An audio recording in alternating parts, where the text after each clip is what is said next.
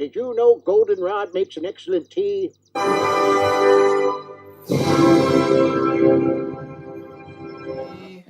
Happy birthday to me.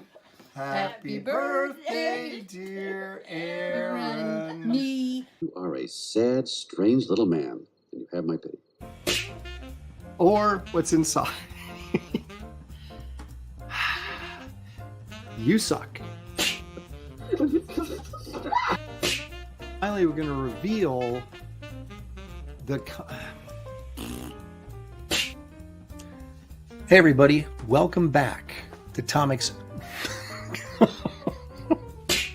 veteran of the comic book industry for 30 years I'm a writer, I'm an artist, and this sucks.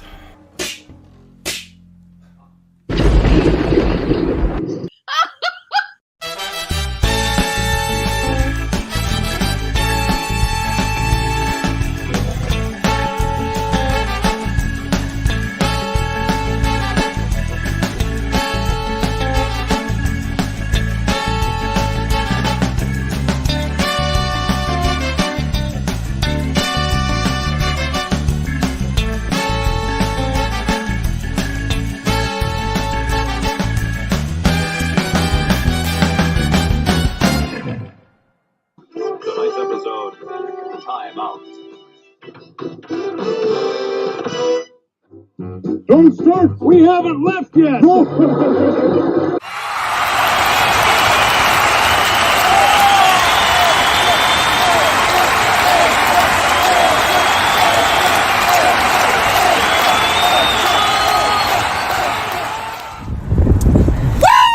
Let's go! She cooks nothing but chuck wagons, stew, and her name is Minerva. Ouch. She's the flower of the devoured goats.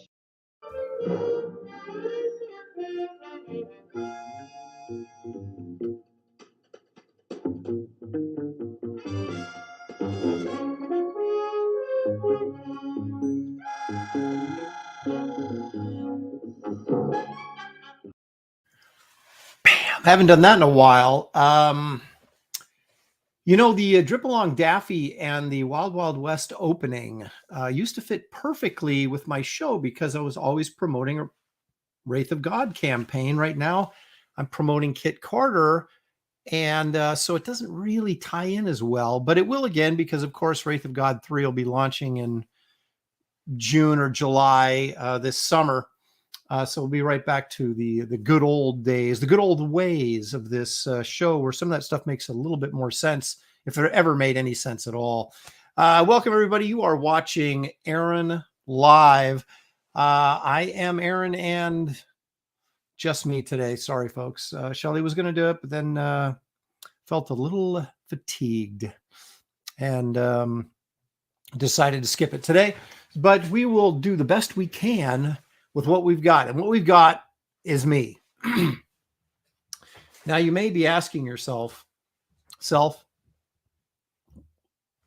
does Aaron have nothing but Nebraska gear? And the reality is, I don't. Every sweatshirt I have has Nebraska on it. Half the t-shirts I have Nebraska on them. My coats all have Nebraska on them.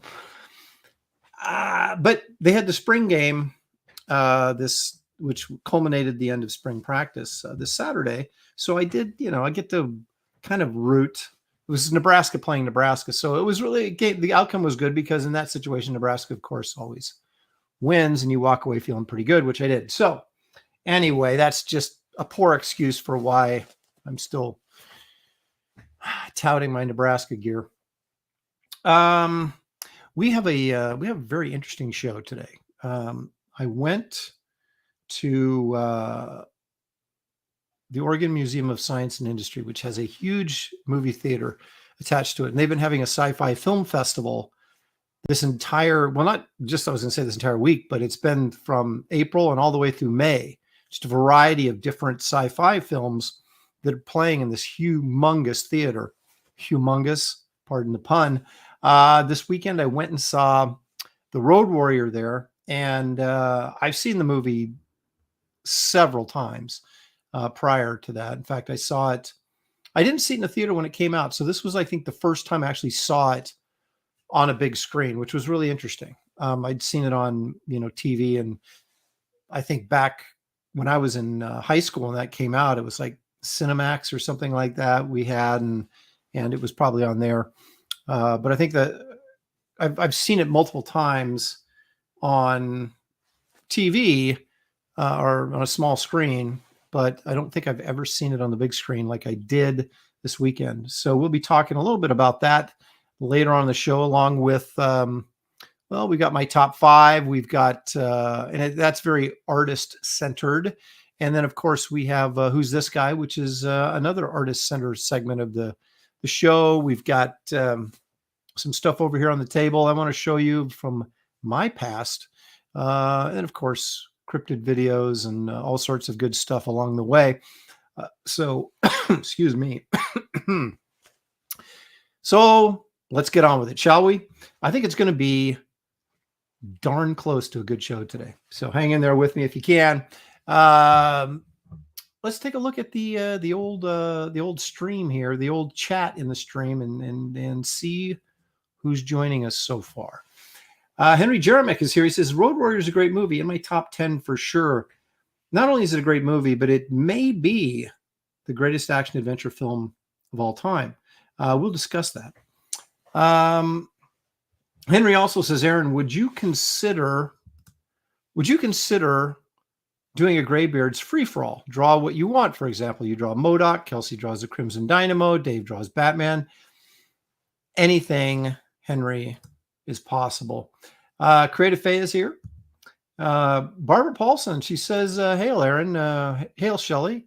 Good snack today. Oh, it's always good. We'll get to that in a minute as well. Dan, the Pizza Man Genovese. I'm thinking about pizza tonight for dinner. We shall see. Stippling Vaughn says, don't start. I haven't left yet.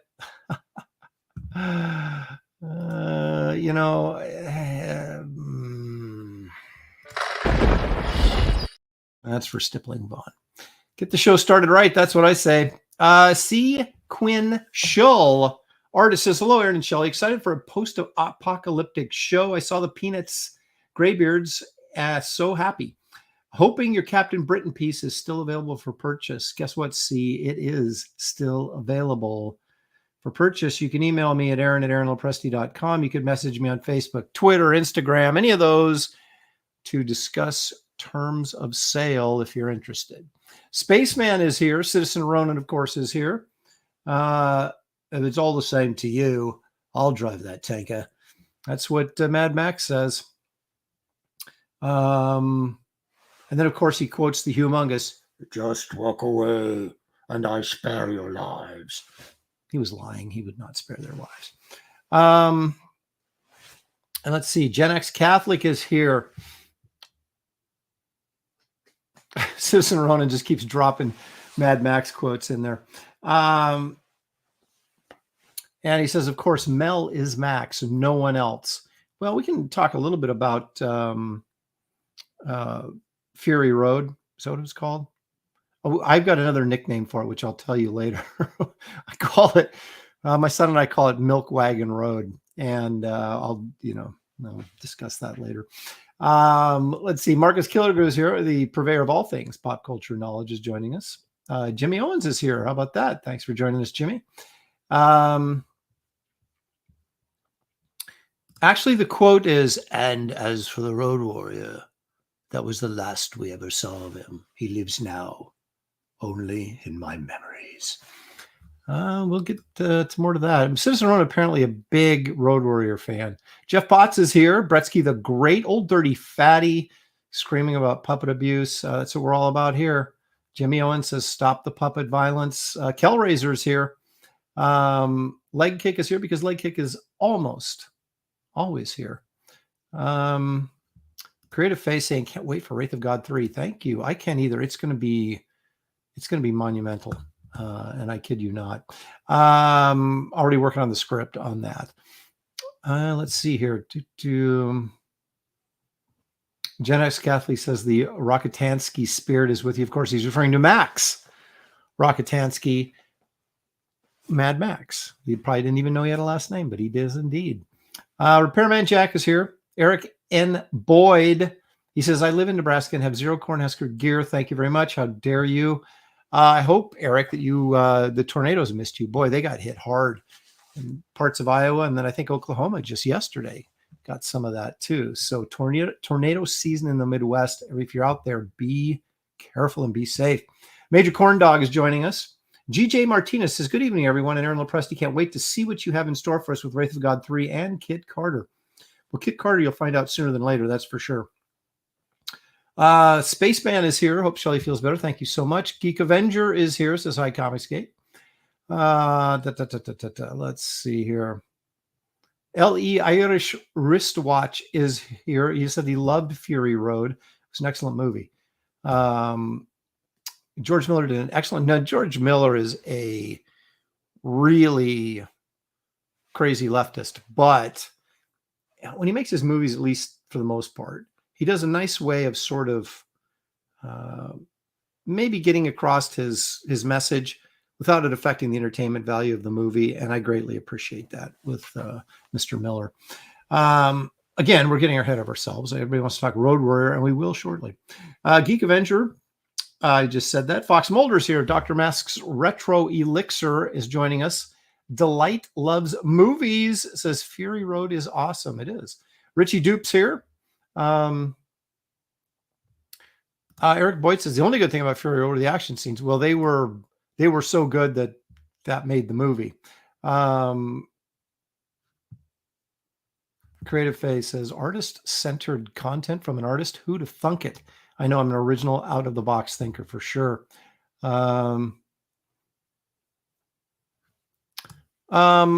Yes, however, really nicely, I don't want to say disguised, but integrated into the story. So you didn't spend your whole time thinking about it. It was one of those things after you watched the movie, you said, oh yeah. It's kind of like Happy Feet. It's like a totally environmentalist film. But it's just integrated so well into the story. You don't really think in those terms until after you sit around and think about what you just watched. And, I don't have a problem with people having different opinions than I do, as long as the sole purpose of the entertainment is not to propagandize someone, but you integrate your message into the story so that it doesn't affect the storytelling or the ability to enjoy the movie as a movie. You can be annoyed by, their personal viewpoints on certain things, but the question then becomes, did they put it in a format and in a package that was still entertainment first and message second? And, because I put messages in my work and I can understand if people don't agree with it, but the idea is make it an entertaining story with this other stuff in there, and they can take that or leave it if they want. So there you go. At least that's my feelings on it. Andy Dowliff is here. Kino Reviews is joining us. Jeff Potts, he knows me pretty well. It says Graybeard's Draw What You Want will only result in Aaron drawing either the Thing or the Swamp Thing or the Man Thing. So you missed one. There's three choices there that generally would come up. Let's see. Belle Winters is here. Who else we got in here? King, and we just did Kino Reviews. Bub66 is joining us. Thank you for the well wishes for Shelley. She's in pretty good shape. She's just really tired today, so she wasn't feeling up to the long haul that the show sometimes turns into. Comics Legend is here. He says, hi, Aaron. Can't believe that Kit Carter is almost done. You are fast. Really looking forward to the comic. Any chance on a Power Cubed sequel?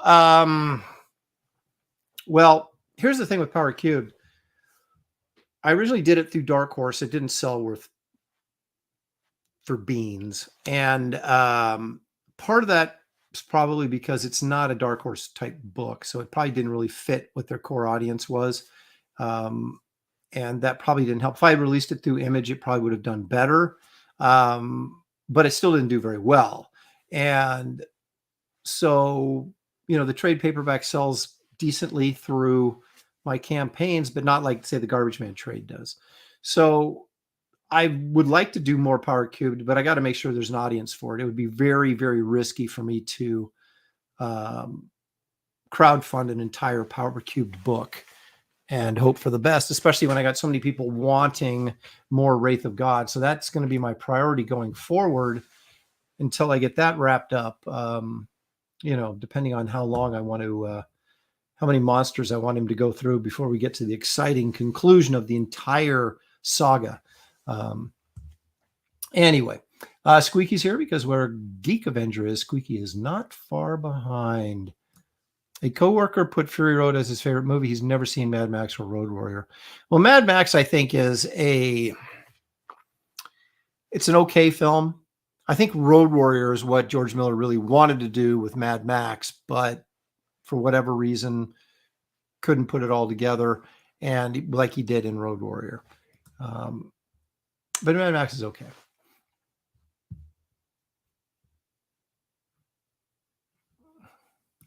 Eric Boyd giving us a tornado update. Yes, thanks, Aaron. The tornadoes came close to my location, but hit Elkhorn and wiped out Minden, Iowa. Sadly, that's unfortunate, man. Those things that's just crazy. I think at one point the base of that tornado was a half a mile wide. I mean, that's crazy. Bill Glaspie's in Oklahoma. He says it's crazy with storms. Yeah, I guess it's the season, right? I mean, I'm not in Oregon isn't exactly a tornado area. On rare occasions, some touchdown east in Eastern Oregon, but I mean, very rarely. And so we don't really, I mean, it just rains here all the time. So that's pretty much, we have no seasons. We have a little bit of summer and then rain for 10 months out of a year. So, let's see here. GJ Martinez says there's also a good video game. If you weren't aware, Mad Max, the video game. I'm not a video game guy. So I just never picked it up and never understood it. And even when my kids were playing video games, well, my son, my daughter never did. Couldn't get into it. This is interesting. Something Japanese, Baltan Saijin says, I tried watching Fury Road, but I couldn't get into it. Excuse me. Well, I think they're making a huge mistake doing this Furiosa movie. Huge mistake. I don't think it's going to do well at all. Fury Road didn't do that well. Like about 150 million total box office on that thing. And it was actually a good movie, in my opinion. Most critics agreed. Most people agreed it was a good movie. Some people didn't like it. That's fine. But and it didn't do that well. So this doing a Furiosa movie instead of like, wouldn't it have been great to do like a Mad Max movie with Mel Gibson as older Mad Max? That would have been something. But nope. People making bad decisions because that's what they do in Hollywood is they make bad decisions. Spambot is here. I don't know. Some people propping up Mad Max. I don't know that I agree with that. I think Mad Max is good. It's okay, but it's doesn't quite have the sting that the other Mad Max films did. Bub66 says Wraith of God has become my favorite comic book. Seriously. Well, thank you very much, Bub66. I appreciate that very much. Let's see who else we got. Major Corn Dog drove from California to Washington and back Thursday to Saturday. It started raining when I entered Oregon and stopped when I left Oregon on the way back home. So true. All right, what do we got here? Anybody else? There's Dante Eriks is here.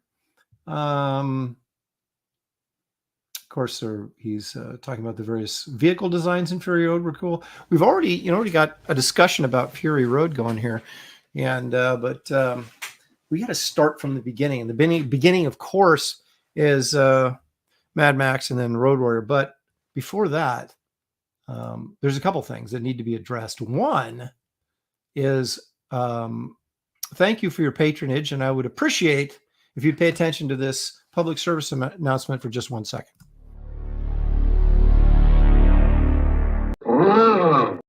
There it is. Frankenstein says like and subscribe. Hit that like button. Subscribe. Ring the bell for notifications. Tell your friends and enemies to always tune in to 4 o'clock Sunday Pacific time for Aaron Live. And that's what you're watching right now. I appreciate you guys. Couldn't do the show without you. But please hit the like and subscribe. So maybe one day I'll be big time. Okay. Well, the next thing we like to do on this show before we get into any serious topic discussion is eat food. Let's all go to the lobby. Let's all go to the lobby. Let's all go to the lobby to get ourselves a treat. Now, I'm totally addicted to these things right now. Of course, this is a prosciutto, mozzarella wrapped in prosciutto, or however you pronounce it. These aren't from Trader Joe's, though. These are just from Safeway. But, delicioso, as Dora the Explorer might say. While we enjoy our fine snack foods for the day, let's take a look at a guy who really sort of redefined fantasy art and fantasy painting. Yes, I'm talking about our good friend, Frank Frazetta.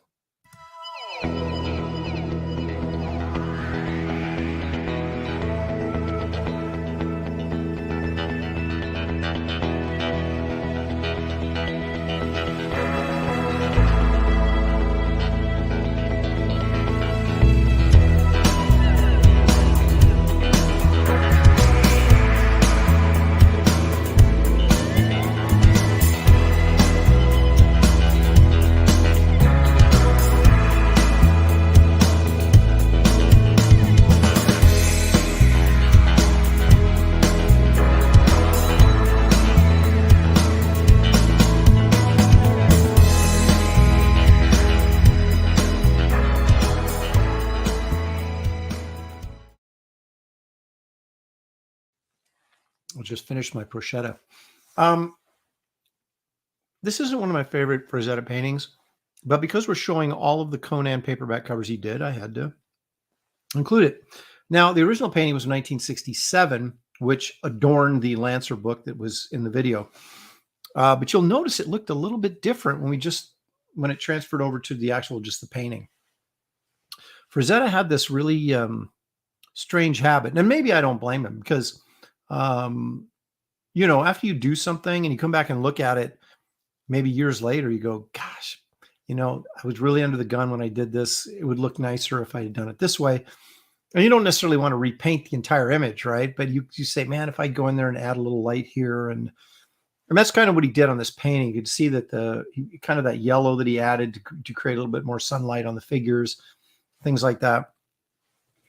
My reaction, I'm not going to say even a criticism because who am I to criticize Frazetta, but my only feeling about that was I felt the whole painting was rough and it didn't really ever, a lot of times, Frazetta will do a really polished area that he wants you to look at and then it'll kind of get rougher and softer as it goes out from that area. So your focus stays where he wants it. I didn't really feel that in this painting. I felt Conan was rough. I felt the guys attacking him were sort of rough. And I would have liked a little bit more refinement in that painting is all, in certain areas. And so it didn't really resonate with me. I mean, the action part of it was good. And of course, the composition was good and everything. But just in talking about the finished painting, didn't really do it for me. But we included it. We have one more Frazetta Conan paperback cover to do. And that'll be next week. And that is Conan the Avenger, I think. But don't quote me on that. All righty. Well, since everybody is incredibly anxious to talk about the Road Warrior, let's talk about the Road Warrior. Let me warm you up with this. God, humongous, the warrior of the wasteland, the Ayatollah of rock and roller. There you go. That's the humongous. Now, did you guys know the guy that introduced him His name was the Toady. And he actually got, like, the credits at the end of the movie.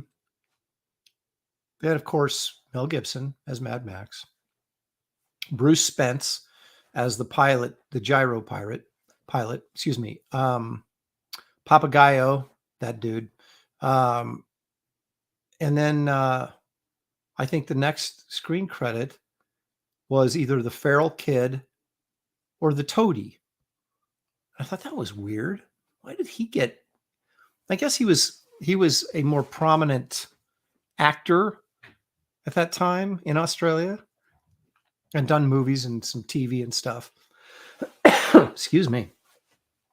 And so anyway, the Toady got screen credit above the Humongous, above Wes, and even above the Hot Warrior chick that I was always hoping that Mad Max would kind of maybe hook up with. It never really materialized. In fact, they only just started to hint at it a little bit that there's a potential relationship down the line, and of course, didn't work out. For those of you who've seen the movie, you would know why.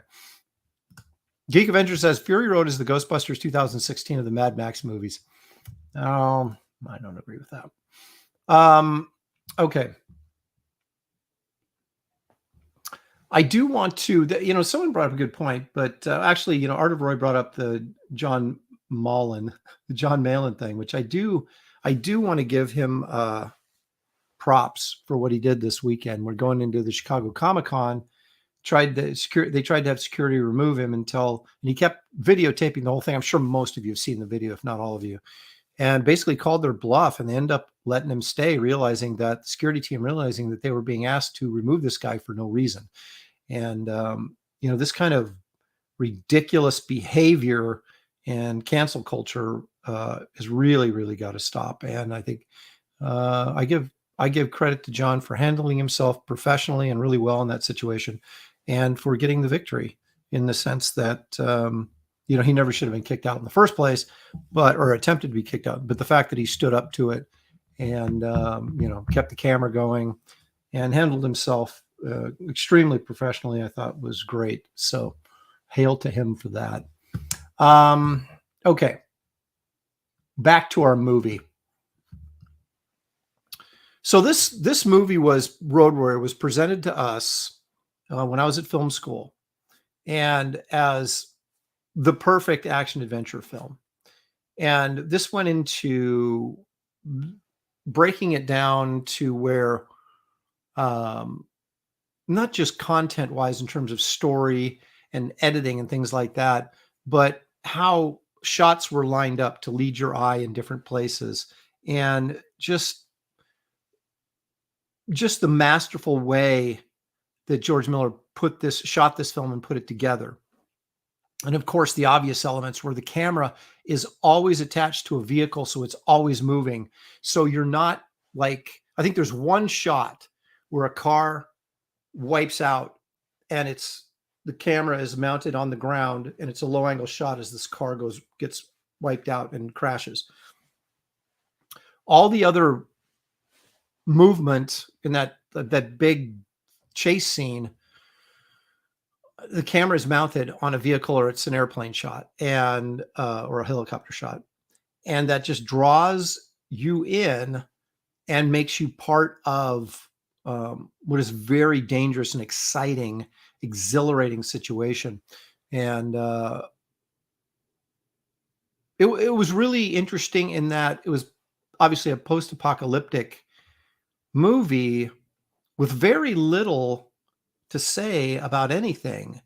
Of course, the fact that you're in an apocalyptic wasteland to begin with, it's giving you a message about, you can say maybe a little environmentalism, a little bit of, greed and power hungry politicians, and this is where it's led us, and, gasoline and all this kind of stuff. But it's a very, very simple narrative. And, you have, Mad Max. I don't want to say he's a simple character. He's a complex character, but he's a guy who's lost everything. And, it's interesting that he doesn't care about anything, and yet he hasn't lost his will to live, which is interesting. You would maybe think, wouldn't the character become suicidal or something like that, or have a, self-destructive sort of tendencies? And maybe he did to a certain degree, but he seemed to be just, I don't know, maybe he was punishing himself for the loss of his family from the first movie. I don't know. But a very, very straightforward performance by Mel Gibson. In other words, he didn't have a lot of dialogue. He was very consistent in his behavior and what was important to him and what wasn't important to him. And it was questionable whether anything was really important to him. But he ended up doing the right thing in the end, right? So his integrity, former policeman guy, you get into that line of work, you would assume you have a level of integrity. And, maybe it gave him a little bit more hope, being able to save this colony of people, or try and help save them. But it's just a well-staged, quick moving, I don't know, it's like an hour and a half, maybe an hour, 45 minutes long. It moves, baby. And that's what you want out of an action adventure film. You want a hero that you can get behind, and,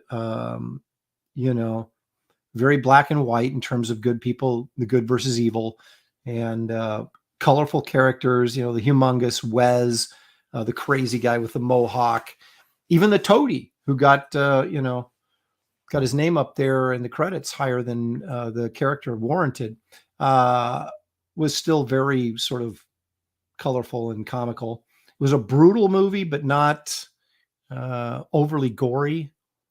Just a nice combination of elements to make a great action adventure film. And one of the arguments that was brought to me at film school by our instructors was that this movie is a better action film than Indiana Jones. They were saying this is a better film than Raiders of the Lost Ark, and which is a brilliant film. But I will say this about Raiders. There's something, and we see this a lot in Spielberg's films, there's something stagey about them.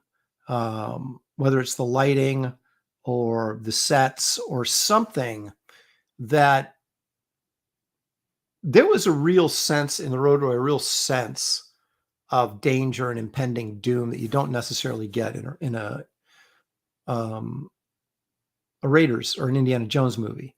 Of course, Indiana Jones is the hero. It's a serialized thing. You don't really think he's going to die. Mel Gibson could have died in this film. In fact, we weren't sure if he was going to make it or not a couple of times. So there was a little bit more at stake emotionally, I think, in this, where Indiana Jones is more of just a over-the-top entertainment spectacle, which I happen to love. It's one of my all-time favorite movies.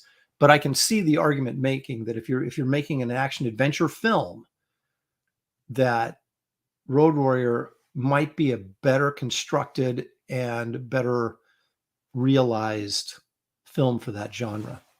It says Geek Avenger, Road Warrior was less about revenge and more about fighting for civilization. Certainly.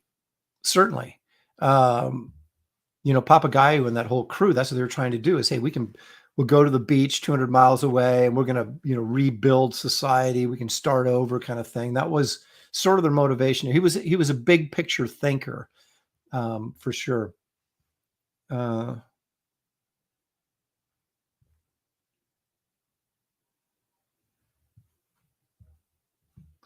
This is a good point, actually. Art of Roy says he didn't like Mad Max 2 as a sequel. It just went from a movie about oil shortage to complete societal collapse. It is true. Society in Mad Max, the first one, was just starting on the edge of collapse, and we got all the way to, end of the world scenario in maybe a couple of months. I mean, maybe it could have moved that fast. I don't know. It's hard to say how long Max was out in the wilderness before he ran into the Humongous and gang, but his hair was a little bit longer than in the original film. So it didn't really feel like it was more than maybe, a couple months at most. So that is a good point. But again, I think Road Warrior I don't know that it really was a sequel. I mean, it is a sequel, but I think it was really the fact that they recapped what had happened at the beginning of the film, this was Road Warrior was the movie. Mad Max was what maybe they wanted, like I said earlier, Road Warrior to be, but then realized that it didn't quite hit the mark what they wanted. And when they did the sequel, the Road Warrior or Mad Max 2, even though it was released as Mad Max 2, it still felt like, okay, we can't forget about the first movie, but this is the story I want to tell. This is the movie I want to make. So it is a sequel in the sense, but it's also a standalone movie on its own as well. But again, like comics, movies, music, it's all debatable. It's all what's your opinion about it. Now let's see here. What do we got? Precious juice indeed. You should. It's one of those movies like Carpenter's The Thing that you should watch every year at least, because it's or Big Trouble in Little China. They just keep getting better, and they're just such good films. And I don't think, although Road Warrior had great reviews when it first came out, it wasn't a box office hit by any stretch of the imagination. It was, I guess, probably budget-wise, it did really well because the budget on that thing was nothing. So even if it made a little bit of money, I'm sure it, made profit. And obviously they made the third movie, Beyond Thunderdome, which is, topic for another day.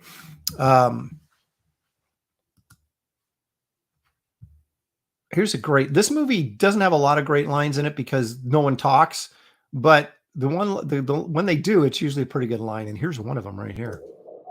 2 days ago, I saw a vehicle that had hauled that tanker. You want to get out of here? Talk to me. They cut out a little early, but he says, "You want to get out of here? You talk to me." And of course, he makes a deal to get gasoline in exchange for getting him a rig that could haul their big oil tanker out of their camp, the refinement camp that they've put themselves in. And just some great action sequences in this film.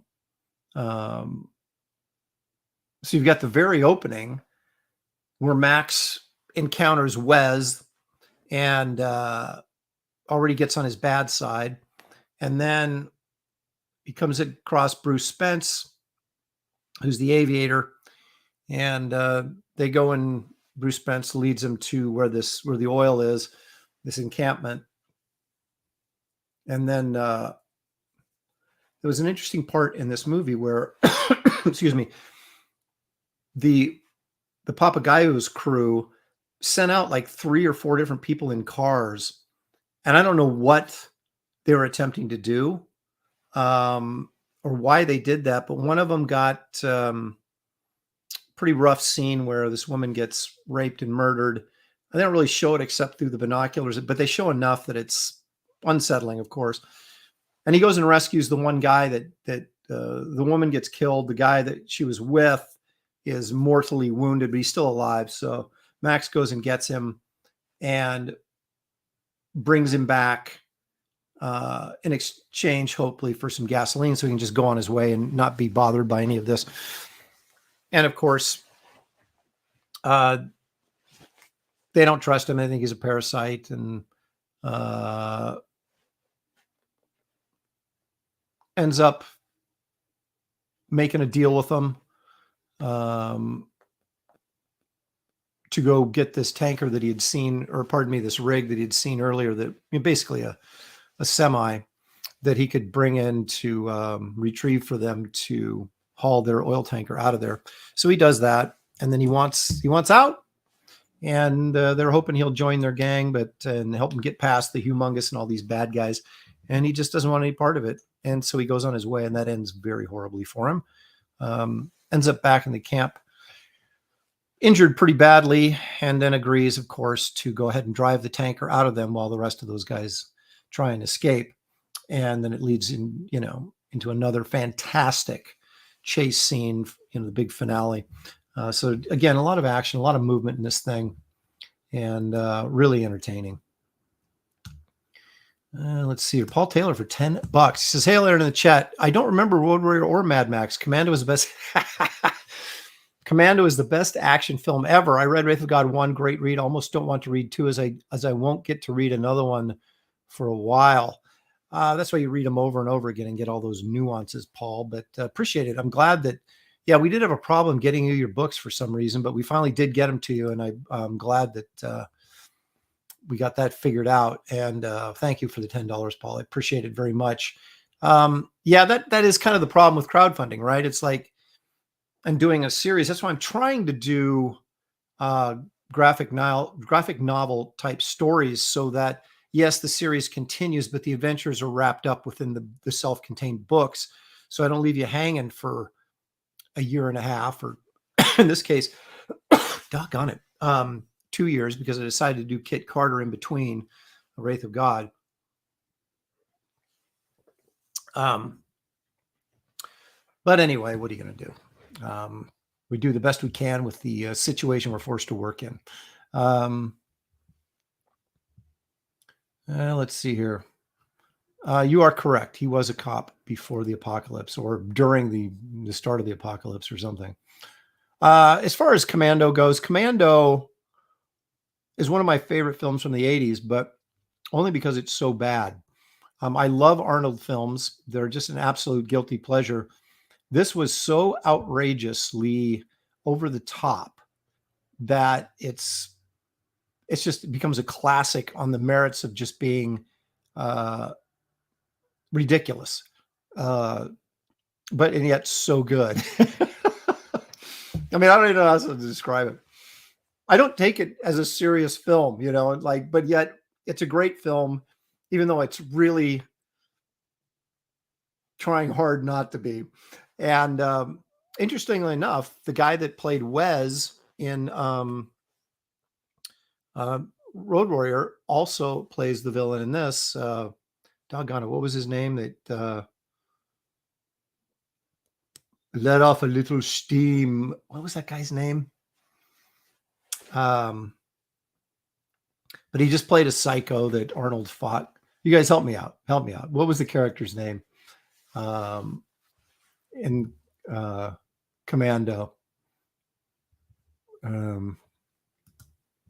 It does have some great lines for sure. Henry Jeremick, of course, is quoting Mad Max or Road Warrior. "You're quick. I've never seen a man beat the snake before. A quick fella, might have a webbit hidden under there. I'd have to pin his head to the panel." Of course, he tricked him anyway. No,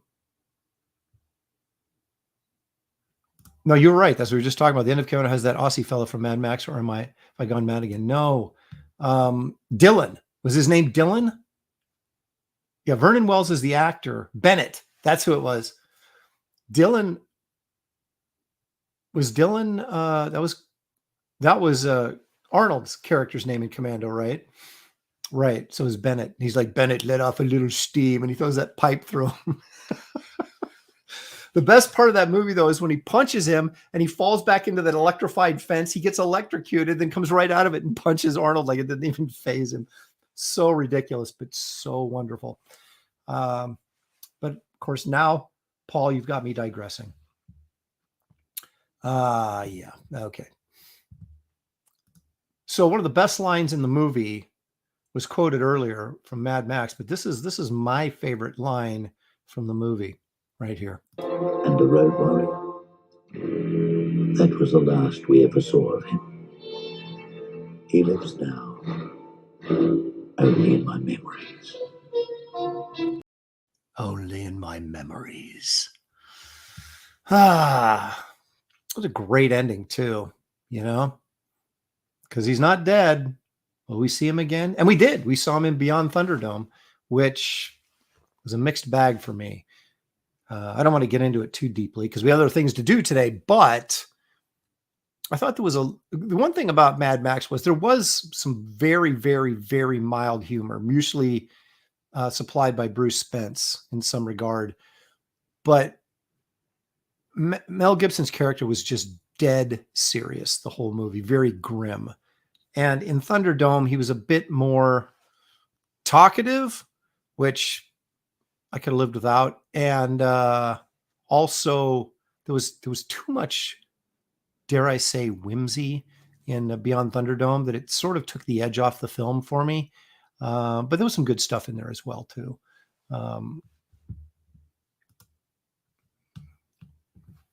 But anytime you start bringing a bunch of kids into a movie, you're running a risk.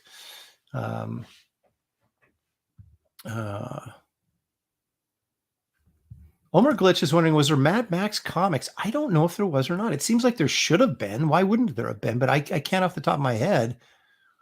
Would have been certainly nothing that Marvel did, I don't think. It would have been like one of the indie comics, because those guys like Now Comics or something like that, because they were buying up the Terminator license and the Green Hornet license, anything to get their hands on to get material that would hopefully ensure some sales for them. But I don't know if I ever saw a Mad Max comic. That is an interesting question. Some of you guys must know.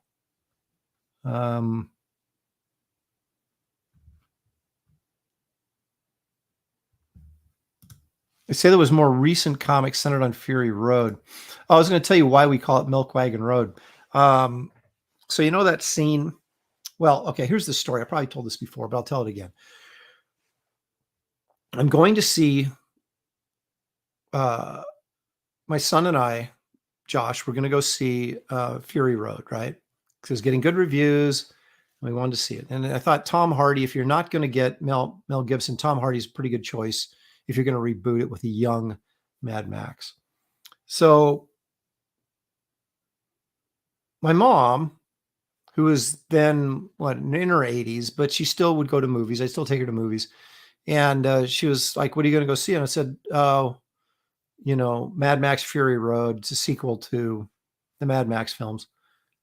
And she's like, well, I wouldn't mind seeing that. And I went, what? I go, Mom, do you understand what this is? She goes, yes. And I went, whoa, go. I said, you've seen the Road Warrior Mel Gibson movie? She goes, yeah. Well, actually, I asked her if she's seen the Road Warrior. And she said, yeah, the one with Mel Gibson in it, right? It was the end of the world. And they had a bunch of cars and people. And I was like,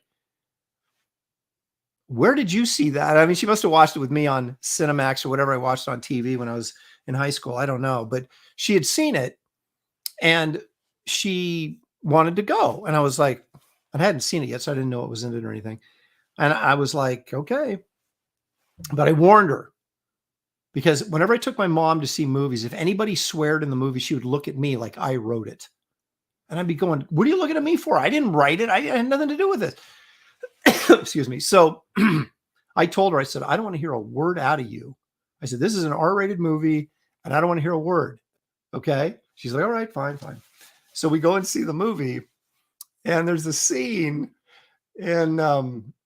where they have all those big women, we shall say, hooked up to these milking machines where they're getting the mother's milk, And I was just sitting next to my mom, and I was just going, oh gosh, just waiting for it. And all she said was, under her breath, she goes, for crying out loud. And that was it. That was all she said. And didn't say another word the rest of the movie. And so from then on, my son and I started calling it Mad Max Milk Wagon Road. And so anyway, but despite the feminist undertones to the film, or maybe even the obvious feminism in the film, and kind of, making Furioso more important than Mad Max when it really should be a Mad Max film. But I don't think they emasculated Mad Max at all. And that's what I was afraid they might do, but I don't think they did that at all. And again, the car chases, those action scenes in that movie were fantastic. So I liked it. And although I did see it for what the underlying thread story was going on there, but it was presented in a way that it didn't annoy me. So, like it annoyed Geek Avenger. And then, of course, now they're making Furioso, the sequel, which I think, and I mentioned that earlier in the show. That's just stupid. No one's going to go watch that movie. Again, we have this problem where this sort of neo-feminist mindset, especially in Hollywood, but in comics and everything else, is trying to present action adventure movies with female heroines, and there's no audience for it. And I'm not saying this, it's 100% true, because nothing is 100% true, but majority of people that go see action adventure films are men. In fact, I would say probably 95 to 97% of your audience is men. And they don't want a female action hero because in many cases it's just too unbelievable. And then the things they make them do. And then, so who are they making this movie for? Women are not going to go see it. Most men are not going to go see it. So you get nobody going to see your film, even if it's a good film, and it's George Miller. So it probably is within it. The context of what it is probably going to be a good film, but I'm not going to go see it because it doesn't interest me. You know, if Mad Max were in it, I'd go see it. But he's not. So why would I go see it? You know, it's just, I don't understand the logic to this at all, other than, again, to push certain propaganda or agenda, which is no good reason to make any sort of entertainment.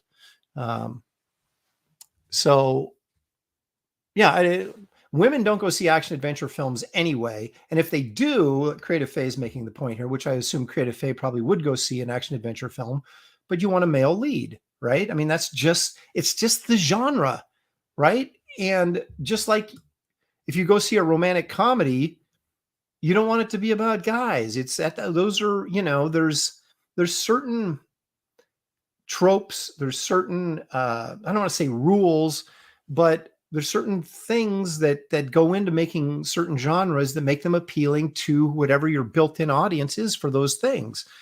And to try and flip those on their head and go against logic and reason is just, you're throwing money away. And it's unfortunate. I mean, I know Chris Hemsworth in this movie, but it's not about him, clearly. And it was kind of like throwing him in with the Ghostbusters movie, which was mentioned earlier.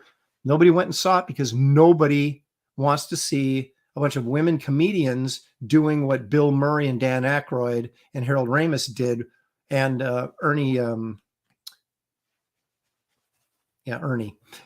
did, you know, several decades ago remarkably well. Why remake a classic? You don't remake classics, you remake movies that sucked, that could have been good if they'd been done right. Movies that were great. I hear people like talking all the time about they should remake Jaws. No, you shouldn't. Jaws is a 4-star classic film. Yeah, the shark isn't as good as it could be now, but it doesn't matter. Any remake of Jaws would be inferior, so why even do it? Thank you. I'm off my soapbox.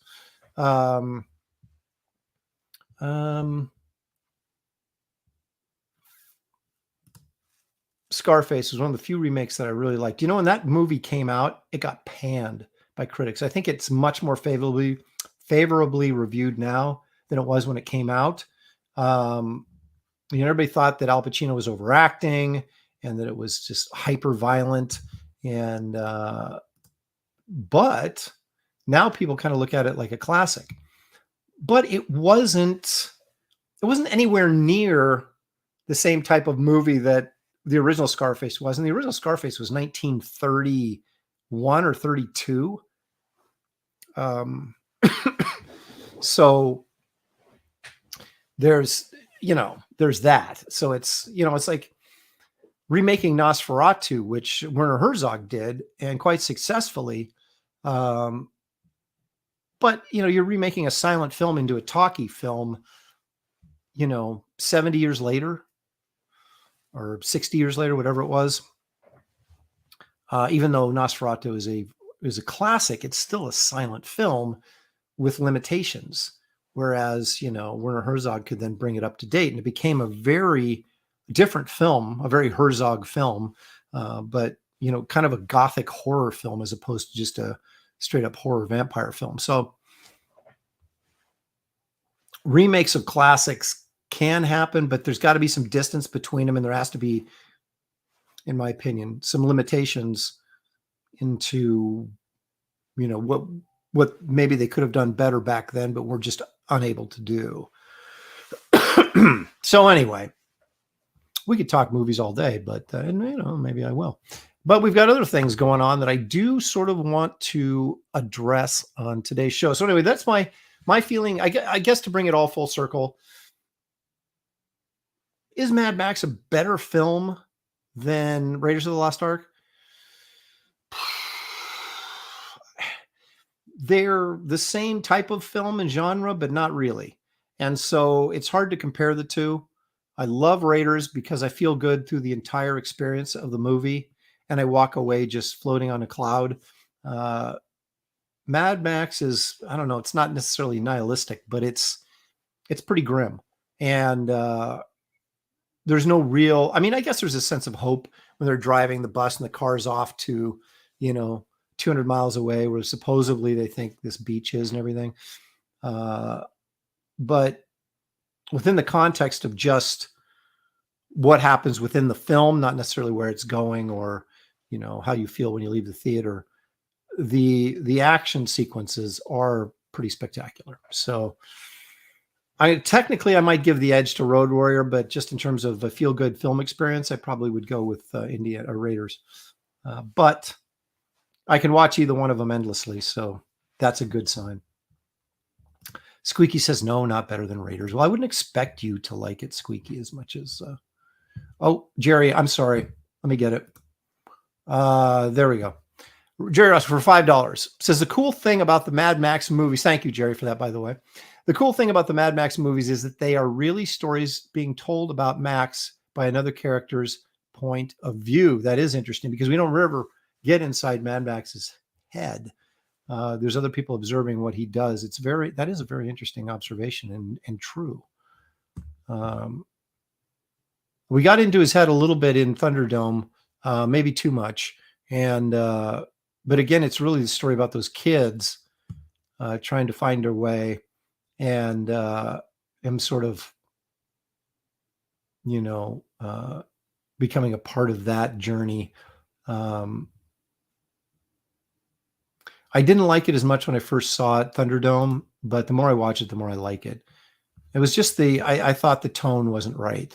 And now that I've seen it so many times and I've got it in my head, what I'm watching, I kind of take it for what it is and think it worked pretty well.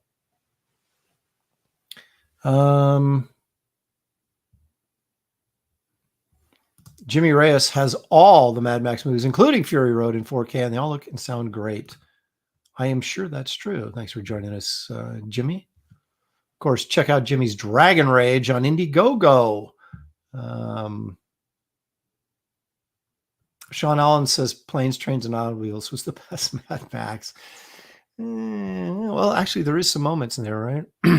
When John Candy's driving the wrong way on the freeway, the guy's going, "You're going the wrong way," and he's like, "How does he know which way we're going?" Yeah. Anyway, okay. Let's take a look at what else we got here today. Oh, how about this?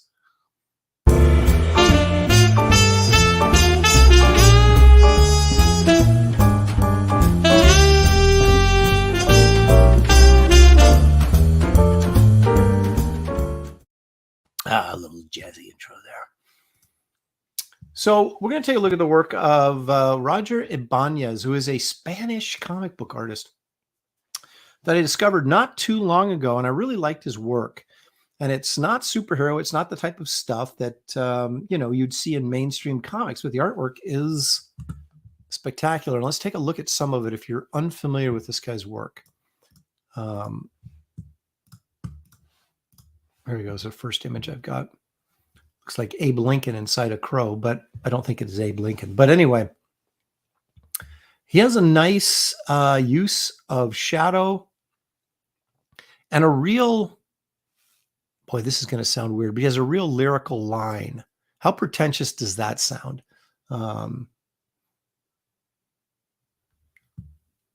Geek Avenger says Ibanez, his family invent a line of guitars. No, it's not that Ibanez.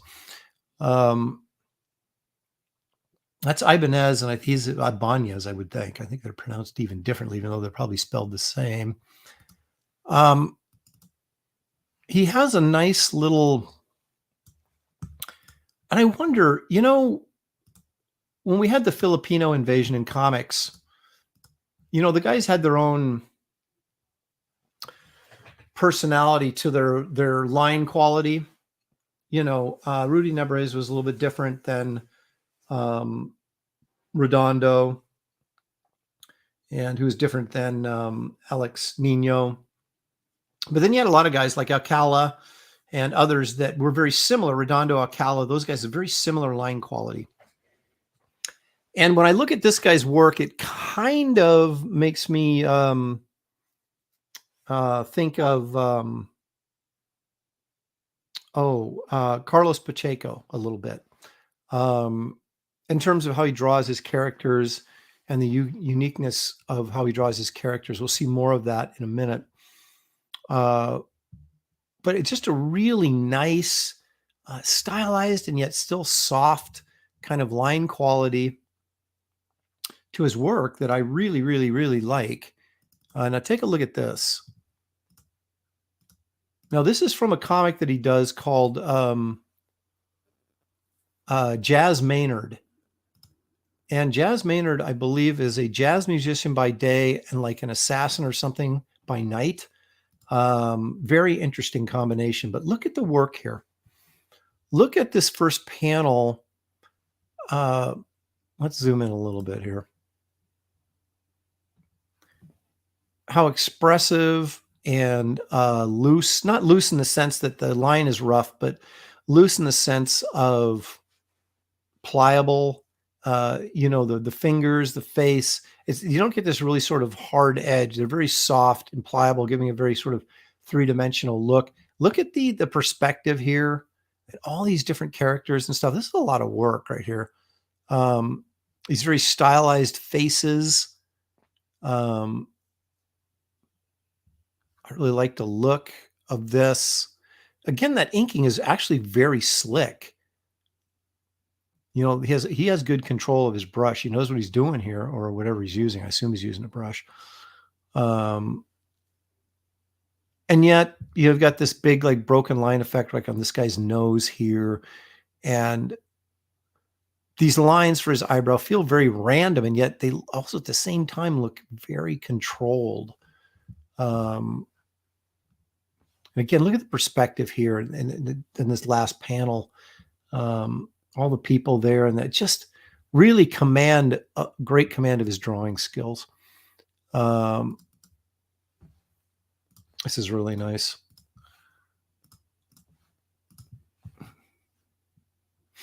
Brohawk Williams is in the chat. I'll bet he knows this guy or knows of his work.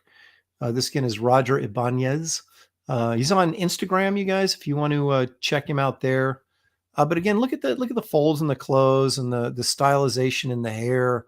In some ways, kind of Frazetta-esque in terms of how he uses just black areas to create texture in the hair without doing like line work or anything. The body posture is spectacular. The shoes, just everything. He's able to draw a very normal scene with just a nice stylization that really makes the work very appealing to look at, even though you're not looking at anything that's really all that dynamic. But it is extremely interesting because of how he does it. This is really nice too. Backgrounds play a large part in a lot of the stuff I've seen him do. And of course, being a European artist, he has a lot of great European backgrounds to work from. This is great. Here's our Jazz Maynard, our hero, talking to this girl in the alley, and just look at the flow on this, especially on this female figure. I mean, again, the line work is really sure of itself, slick, and yet you really get a sense of three-dimensional weight on this body and this character. And it's, I mean, the fingers are really impressionistic in a way, but so effective. The hands over here, they even have to us. Dare I say this? Look at this right here, this sleeve on the guy, and look at this hand right here. I can't help but feel that there's some Wrightson influence on this guy's work. This brush work down here in the alley. He doesn't draw like Wrightson, but he does have some of those inking sensibilities that you get that Wrightson displayed. and I see it. And I know I've got like Wrightson on my mind, but a lot of the times, but I think it's there. I really do. I haven't talked to the guy, so I don't know, but it sure feels like it's there. And look at the bend in these buildings. I mean, these are not like these rigid ruled perspective lines. They just like, he kind of puts like a breath of life into his backgrounds. It's just, I really, really enjoy this work. Stippling Vaughn says Dan Panosian's very similar. Yes, I really like Dan's stuff. I'm just blown away actually by Dan's work, which I never would have expected, based on the fact that he was mostly an inker in the 90s. And you kind of like Art Taber. Art Taber is a really, really good artist as well.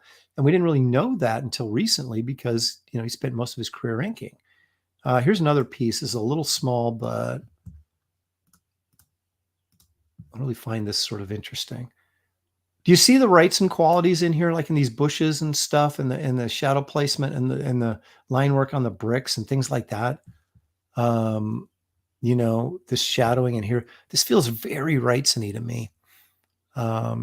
This whole thing looks like a Wrightson scene. It's just that the drawing of the figure is different. There you go. Kellraiser's agreeing with me. Thank you for that. It's definitely has a Wrightson feel for sure. Paul Taylor says, Aaron sees Wrightson everywhere like the kid who sees dead people. Yeah, Leonardi had a very sort of kind of loose, rubbery sort of feel to his figures that was really charming. So there might be some of that in there as well. His storytelling is just really, really interesting. I mean, look at the angle of this shot. Who would have picked? I never would have thought to do this shot from this angle, but it's really clever. And again, look at the flow on her legs. They're just so appealing. And the weight of her butt sitting here on the pillow where it indents like that. It's not just like this hard, round, butt cheek. It actually feels like it has weight and mass. And, basically using him to frame her. And then in the larger sense, using the walls and the floor to frame them. I hesitate to use the word brilliant, but doggone it, this is pretty close to brilliant work. And he's young too, which really pisses me off.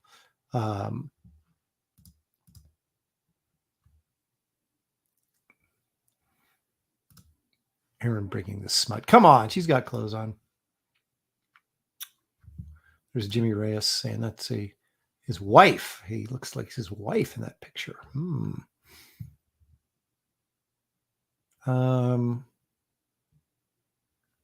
There you go. Pseudoscram says, I like the nature in the back. It makes it feel real. Yeah, Art of Roy. There's some spatter right there. John Malin would take off his stocking cap and throw it to the floor probably.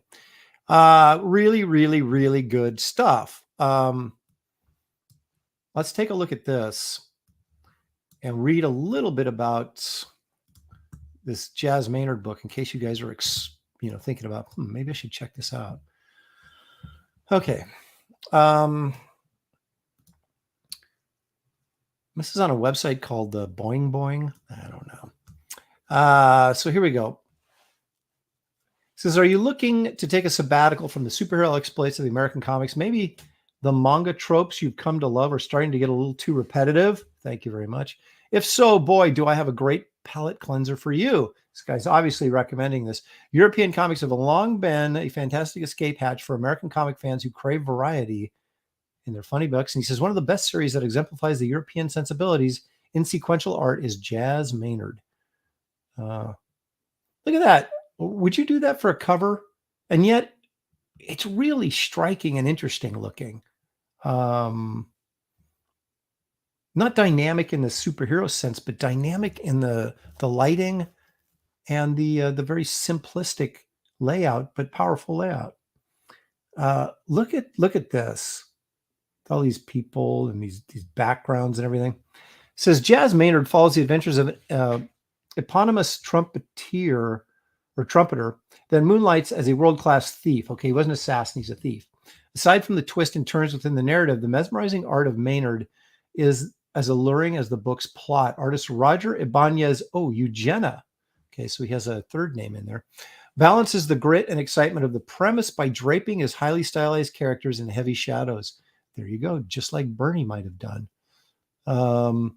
Like the titular character Jazz Maynard, the comic book occupies two worlds as well. The book explores the seedy world of Spanish crime while simultaneously acting as a character study of Maynard and his two childhood friends who have also found success in criminality. I fear giving away too much in this recommendation, but if you like Ocean's 11, Jazz Maynard is the book for you. How about that? So there you go. Gives you a little bit of indication of what the series might be like. Of course, they're available on Amazon and all that kind of stuff. But I thought kind of important every once in a while, instead of going back 80 to 100 years in time and looking at old artists, to look at some guys that are working new that maybe you haven't seen before or not familiar with, giving us something a little bit different than maybe what you're used to. Paul Taylor says, I only knew two Maynards, someone I used to work with and the Maynard from Pulp Fiction. There you go. What else can you say? Is that from Jazz Maynard, Volume 1 or Volume 2? I don't know. Volume 1, I assume. I don't know what you guys are talking about here. Coleridge says, to get such weight to his figures, do you think he may use models? I'm sure he's had life figure drawing training, but I don't think you need, I think it's a style and it's an understanding of saying there's two ways that you can draw figures. You can do them very, very hard edge, say like Jim Lee or Art Adams or something like that, where no matter, if they're especially the female figure is sitting down or whatever, you're going to make that butt round because you don't want to lose that curve and that sexiness, I guess. And then there's the kind where someone's saying, I'm going to approach this more realistic, and I'm going to, through weight distribution and things like that, to try to create a greater three-dimensionality. And so I don't know that, because if you look at we'll look at that picture again real quick, where the girl's sitting in the chair and the guy's leaning over her, right here. I mean, that's a very exaggerated perspective, right? Her legs are really long compared to the rest of her. So whether or not, it seems unlikely that he would use a model for this, but it's possible. And then he just, exaggerated it. But I just think it's having an awareness of the weight of the characters and, making it, having the eye to recognize that, hey, you know what? I want it to look like this. I want to feel like there's some weight on these characters. So I'm going to put an indentation here where she's up on the pillow rather than just having this flat, round butt cheek in there. And it's, and you see it consistently in his line on his figure, although figures, not just in this drawing, but all throughout his drawing and his panel art. So it's something that he consistently does. So that, my guess would be probably not using figure work or models specifically for these type of panel drawings. But certainly he obviously is educated in anatomy, which we all need to be, obviously, to be successful at this.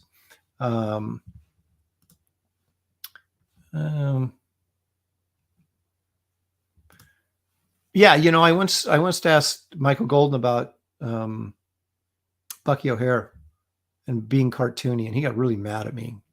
He said, "Don't use that term. It's an illustrated story." And I'm like, okay, I didn't mean it insulting, but some people do kind of take it cartoony, because cartoony is Peanuts or Garfield. That's what cartooning really is. What we do in comics, some people say we're cartoonists. I mean, Graham would use that kind of language. I think we're illustrators is what we are, but you can have, exaggerated, stylized are words I like to use, not cartoony. You can use animation influence, animated influence, animation influence is another one that sounds better than saying cartoony. But again, yeah, Art of Royce says, lost me with the digital stuff. That's a good, I don't know if that's the point he was making. Maybe it is, because he says it's artists using brushes. A lot of these guys, I mean, they could all be digital artwork, which if it is, it's not, I mean, it doesn't affect the work. I mean, George Jimenez or Jorge Jimenez, however you pronounce his name, and did all the Batman stuff. He's 100% digital, and I really like his stuff, but it irritates me that you can't get original art from these people because it's all on screen. I don't have a biggest problem with digital. I just think most kids, I know my daughter who's in design and animation, that's all, they don't even have life drawing anymore. It's all, everything is digital. You do everything on the computer. You don't sit around and draw anymore at all. So it doesn't surprise me that you have younger artists using nothing but digital, and it is more efficient. And I get that. I just, you can't teach an old dog new tricks, and that's just not a road I'm going to go down if I don't need to. I prefer it the old fashioned way. So,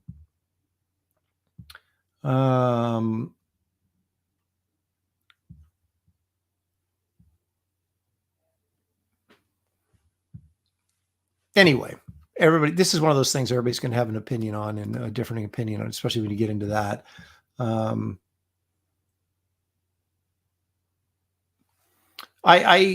Paul Taylor's making a point here that I think this is the point that I would make. It's short-sighted not to put up original art on a campaign because it's both popular and big seller, and you can charge a lot for it.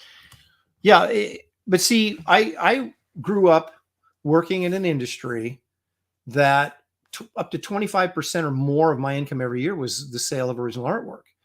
You can't make a living unless you're very fortunate, and probably not even, especially now, but even back when I was breaking in, unless you're on a book that paid royalties and you're getting these nice royalty checks every month to augment your income. But your page rate, for guys that do 20 pages a month, which would be me, or guys that most guys did less, and you just on that paycheck, you're not making any money.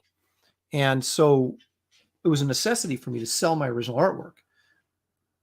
Excuse me. And to not have that as an option, I was just looking up, again, George or Jorge Jimenez, and he sells one-off prints of his pages because they're all digital, right? So there's this great Batman page somebody's selling. I was like, it said $400. I went, $400.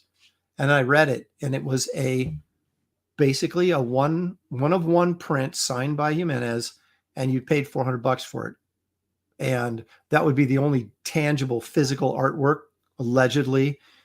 But it's still a print. It's not the original artwork, because the original artwork exists in cyberspace someplace. And that really bothers me, that you have a blackout and you could lose everything. Your entire career is gone. You know what I mean? So I know that's an oversimplification, but you could have a flood and lose or a fire and lose all your original artwork. But I don't know. I wouldn't pay for a print. I mean, I would pay for a print. I wouldn't pay $400 for a print. And I know fine artists do that all the time. They'll do serialized prints of paintings, and they'll charge $1,200 for them, and they're signed, and they're, excuse me, they're lithographs or whatever. So they're nicer than just something maybe I printed off my Epson. But I don't know. The efficiency of working digitally is not a big allure to me to make me give up doing artwork on paper. So, and I digital artwork to a certain degree can become a crutch for where you're maybe weak. In some areas, the computer can cover up, and I'm very old school in the sense that I think that if you're going to make it in any profession, whatever it is, art, whatever, that you need to put the work in. You need to earn it, and so I don't like shortcuts. And although I get them in a commercial art setting and where deadlines are extremely important, you need as many crutches as possible to meet your deadlines. But just in terms of creating art in and of itself, I prefer the old-fashioned way, because to me that that's proof of your commitment, to the craft, and to being more than someone who's just like AI, who's just creating an image that you can sell. There's that sort of that pride and that individuality that any singular artist brings to a piece of work. And I think that's important. And but again, I am a dinosaur, and that's not where everything's moving, So I don't fault these guys for working digitally, and I don't even say that it's necessarily a wrong thing to do, as long as what we're seeing on the screen is your talent, and not the machine doing the work for you. So there you go. But anyway, that's Roger Ibanez, and you may explore his artwork at your leisure. All righty. Here we go. One of the other things that we like to do on this show is talk about what I like. And because it's my show, for crying out loud. So let's take a look at my top 5 for this week.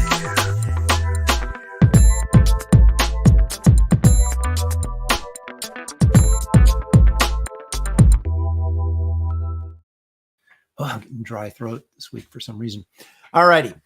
Hey, I want to take a second real quick to say we got over 400 people watching right now. Please hit the like and subscribe button if you haven't done that already. Greatly appreciate it. Helps the channel grow and allows me to bring you more ridiculous content like I'm doing right now. Thank you all for being here. I really appreciate it. Okay. Let's see. My top 5 modern comic artists. What does that mean? For me, it's going to be just about anybody that started around the same time I did, early 90s, to now. I'm going to, basically that are in my career group, if you will, or some guys that are younger that are working right now. But let's go ahead and take a look at, and there's a lot of good artists in comics, so I'm not slighting anybody by not necessarily including them in this, but the criteria is that they would have had to start at the earliest in the 90s. So that would exclude Walter Simonson, Wrightson, Frazetta, Kirby, any of those guys that started earlier. Even Arthur Adams, who started in the 80s, Frank Miller, those guys. So it's just more newer artists, and they're not that new. I'm 60 years old, right? But that within my generation, I guess, give or take a few years. So that being said, number 5. Now, with my luck, this guy probably is digital too. But I do like his stuff. So what can I say? Another Spanish guy. How about Pepe Larraz? I don't know. What do you guys think of his work? I really like it. Again, as I said with Ibanez, also a Spanish artist, that Pepe Larraz sort of has a Pacheco sort of feel to his work as well. Is this a Spanish thing? I wonder. Or are they all just like, fans of Pacheco's stuff and sort of integrate some of his elements into their work? I don't know. But I just think his drawing is really good. His style is very appealing to me, very interesting. He doesn't shy away from, like, look at this panel here. He doesn't shy away from difficult or interesting angles. Down here at the bottom is very, that's, there's nothing too challenging about this angle, but it is, there's a lot of detail and background put into this that, some people might avoid. I just find his stuff really interesting, and I like it a lot. So there you go. Pepe Larraz is Art of Roy's probably right. Manga influence, Aaron. All the kids are manga influenced. Yeah, you're probably right about that. except for me, but I'm no kid. Okay, so there's Pepe Larraz, mostly known for his X-Men work. At least that's what I'm aware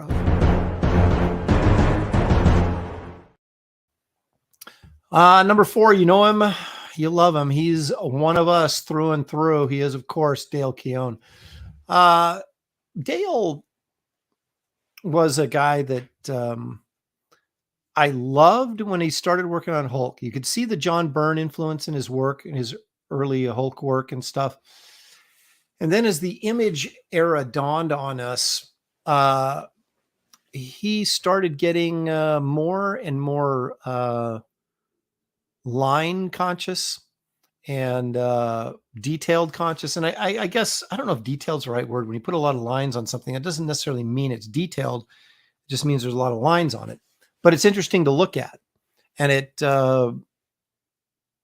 gives the art a more of a visceral impact. I mean, this piece right here, there's no movement in it other than Pitt's hair. But it really feels like high energy, and it's just a pose. And a lot of that has to do with the line work. The other thing that, Dale always did was put in really nice shadow areas to create volume. You get a real sort of weight and thickness feeling to his character. He does monsters great. And so obviously that appeals to me. But yeah, Dale was one of my faves. And when I saw his originals, I've told this story before, but we were, Gary Martin and I actually were getting a tour of the Malibu offices back when we were about ready to launch the Ultraverse. And they had published the first issue of all these Image books before Image took it away from them and, did their own thing, did it themselves. But they still had original art in their, this little art room that they hadn't sent back. And so we got to look at some of Dale's originals and saw that his line work was all brushwork and it wasn't pen. And it was just like, oh, you got to be kidding me. It's almost like Boland to have that sort of control. Gary and I were cursing under our breath as we looked at this double page Pitt. I almost stole it. If I was Gil Kane, I would have taken it because I could have. We had sort of broken away from the tour group and we were just in there looking at this stuff. And I'm sure we could have figured out a way to heist it out of there. I would have died from guilt if I'd done it, but man, would have loved to have had that. Because I'm sure the page I was looking at go for about, 10, 20 grand right now or more. So anyway, so Dale's on my list at number 4. He was a favorite of mine when he came out and I still love his stuff. Yeah, you can get a little picky with me. We both started about the same time. I started in the late 80s as well. So, but he didn't really come to be recognized until the early 90s. So I'm kind of cheating a little bit there.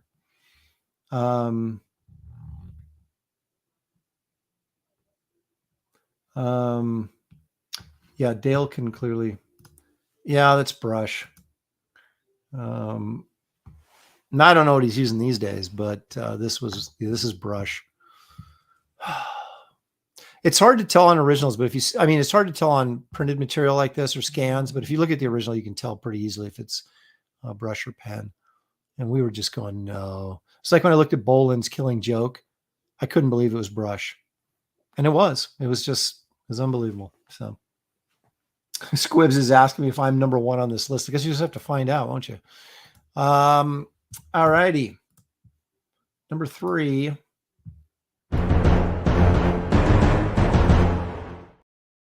It was hard for me to choose this guy because he hasn't done a lot of comic work. In fact, he hasn't done a lot of work, period. But he's so great that I had to choose him. That is, of course, Travis Charest. Nice guy too. Dale's a nice guy as well, but we all know that. But Travis is a guy I got to know a little bit through the convention circuit, and it's always amazing when you meet somebody like of Travis's quality, and then they know who you are, and you're like, why does he even care how would he know who I am? But he did, and it was, it's always nice. That you're not totally embarrassed. But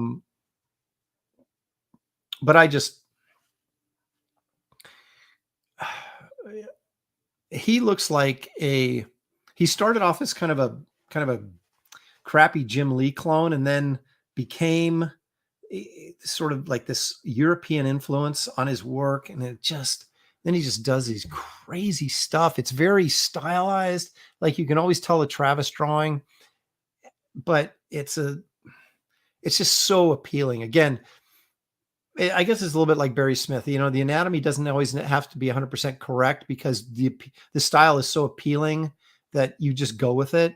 Kevin Nolan's another example of someone who has very stylized anatomy and approach, but at least for me, his work is so appealing that it goes beyond just, is it structurally right, and right being realistic, which does not necessarily mean anything's right or wrong, because we're doing fantasy art. We can stretch anatomy as much as we want, as long as we can make it work within the aesthetic we've created in our style. And he does like great. Look at this Christopher Reeve likeness and stuff, and it's like, he's just really, really good. Yeah, I wouldn't disagree with that. He definitely looks like he's been influenced by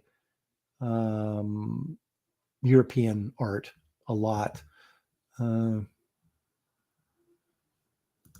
I was stunned too, actually. But see, this is what I'm talking about. I was saying, yeah, he's a giant fist. Yeah, but it's a stylized approach. He's short-waisted. His legs are a little long. He's not as imposing. His superhero work, it's more sort of, I don't want to say, I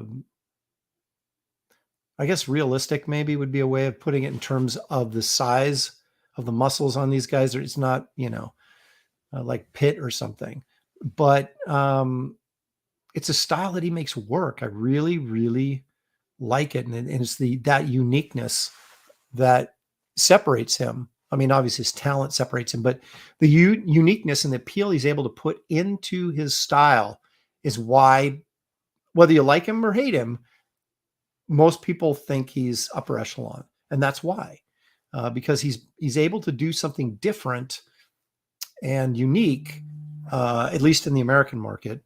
And that separates people.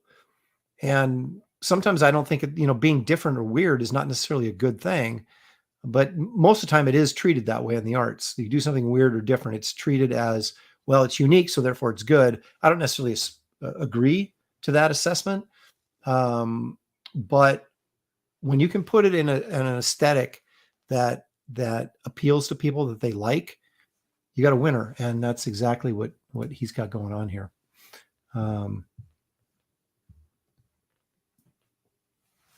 Anyway, so there you go. Number 3. And he's generally considered he's an artist, all the other artists are jealous of his talent. So that's always a good sign when you have people doing that. Number 2. You knew this guy had to be on the list, didn't you? I'm surprised he's not number 1, but he's not. And it's not me. It's Adam Hughes. I bought this poster because it was so freaking cool. Now, Adam, along with Travis, are interesting guys, because especially in Adam's case, obviously he's known for his women. He does beautiful faces.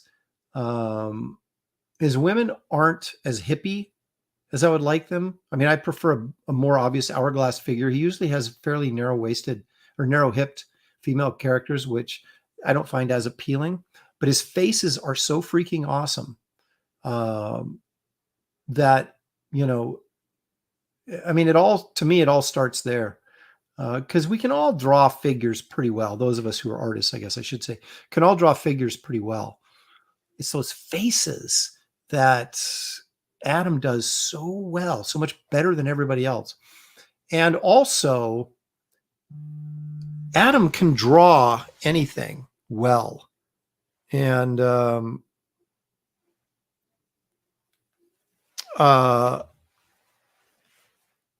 Shelley just typed me a nice little message, says she loves me. That's so nice. Thank you, Shelley. I love you too.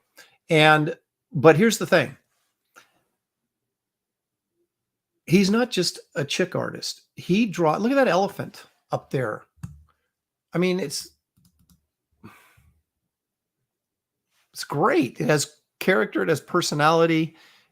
He draws, if you look at like the Star Trek graphic novel he did, it has like a couple of monsters in there. And he does monsters great. Have you seen the Hellboy story that Adam did? Judas Priest. I mean, when you're a really good artist, like this guy is, and like Travis is, you say, oh yeah, he's a chick artist, but he's not. He's just a great artist. Everything he draws looks great. His superhero work, I love. I mean, the reason everybody loves his women so much is because they're so beautiful that that always grabs your attention, at least as a male viewer. But he draws everything well and developed this just insane coloring style that everybody else is, he's the best colorist in comics, in my opinion. Or has been, or was, when everybody else was trying to catch up with him. This, interestingly enough, is all warm gray marker. And then he scanned it in and colorized it, and that's where he gets his color from. But he does that a lot, where he does, markers over the originals in gray and then scans those and then colorizes them, which is a great way to do it too. Because then you have this wonderful original that feels painted, even though it's a value painting. Sorry, my nose is itching like crazy. And then you can go in and mess with the color all you want in Photoshop and experiment with different things. Where if you were painting this, you kind of have to make those decisions before you lay the paint down, and then you kind of live with what you got. And whereas, changing the grayscale to color in Photoshop, he could have made this the She-Hulk, right? He could have made it green or, whatever. It's very red. Her skin is very red, orangish, but he could have gone a different direction with that just by a couple clicks, right? And it's nice to have that freedom to sort of bounce those things back and forth. But at the same time, you have this finished piece, albeit grayscale, but you've seen his grayscale stuff and it's beautiful. So, so anyway, Adam Hughes, I'm gushing over Adam. I'm gushing over Travis. And I know Adam really well too. Good guy. He's always been very nice to me. And I appreciate that. So, number one, who could it be? Who could be my number one favorite artist?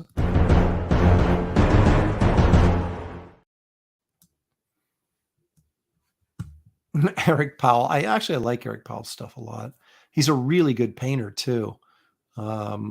Instinctively, because I remember talking to him. I saw a painting he did, not a comic book related painting, but it was just like a woman in a nature scene or something. And it was incredibly nice oil painting. And I asked him, I said, he just, about his training or whatever. He's like, I don't know. I just did it. And I'm like, you got to be freaking kidding me. Anyway, number one is, and I say this, I show this artwork with a bit of irony, but my number one favorite. Now, remember, this is not me saying who's the best or whatever. This is just my favorites, my personal favorites. Okay. And of course, I do think they're the best. That's why they're my favorites. But there's a lot of good guys out there. I'm going with David Finch. The reason I'm going with Finch is a while ago, it would have been Adam Hughes, or maybe it would have been Travis. Right now, it's Finch because I really like his paintings. His versatility to me, and he's the most pure out of all the guys on these lists. He's probably the most purest, maybe Keown as well, because I know that Keown was an inspiration to David, but he's the purest comic book artist, and yet he's got a big Wrightson influence, which I do. We have a lot of the same influences. I admire his black placement so much because he creates such incredible volume in his work by how he places his blacks. Now, the reason I picked this. I've told this story before that they took the covers away from me from Justice League International and gave them to Finch because they had to put him on a book that justified his page rate. And Justice League International was a surprise hit. So it was selling better than they had anticipated. So but then they needed a cover assignment for David, and they weren't going to, take, Batman away from, what's his face? And, some of these other high-end artists. So they abused me, and they took my book away from me and covers and gave them to Finch. Now, he did incredible cover work on here. So I'm not complaining about that, but I'm just complaining about the fact that they took my cover assignment away from me, and they shouldn't have, but they did. Anyway, I created this character. I co-created it, Dan Jurgens and I. So Dan would give me, who this character was. This character is called Breakdown. I don't like the name because I think it feels too apathetic. Breakdown. It doesn't have enough energy. It doesn't have enough energy in it. It doesn't have enough punch to it for my tastes. It makes sense for what he does because he breaks down material and reforms it. So you can see he's made up of different elements, like partial concrete, some blacktop, some rubber, some whatever. So he breaks down these elements, but he also does that to the people. He touches people and just basically disintegrates them. So it's a cool character. And I thought, he's really sort of the Grim Reaper because if he touches you, your history. And so that's why I designed him to look spooky like this, and which of course is right up Finch's alley. It's kind of cool to. One thing David did was he took the characters I created in this series, and when he put them on the cover, he represented them accurately in terms of costume design and body type and everything. He didn't just do his own thing. He looked at my designs and used them. And so it's kind of cool to say, oh yeah, that's my character but David Finch is drawing it. So there was kind of that sort of cool aspect to the fact of losing my cover gig to him.